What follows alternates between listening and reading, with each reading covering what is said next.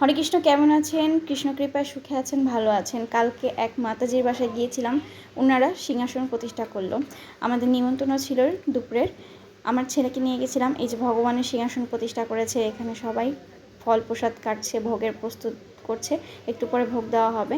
আমি এখানে সুন্দর সুন্দর করে সুন্দরী কাকিদের একটু সুন্দর সুন্দর করে ভিডিও ক্লিপ নিচ্ছিলাম। তারপর সবাই প্রসাদের ব্যবস্থা করলো, সবার জন্য প্রসাদের ব্যবস্থা ছিল অনেক। আপনারা যারা ভক্তি জীবনে আছেন, এরকম প্রসাদ খেতে কার কার ভালো লাগে কমেন্ট করে জানাবেন। আমার তো ভীষণ ভীষণ ভালো লাগে। মহাপ্রসাদের কথা শুনলে আমার মনে হয় যে আমি কখন মহাপ্রসাদ গ্রহণ করব, ভগবানের কৃপা প্রসাদ পাবো। ওই মহাপ্রসাদ দর্শন করুন, ভগবানের কৃপা আপনাদের জীবনে বর্ষিত হোক, সুখে থাকুন।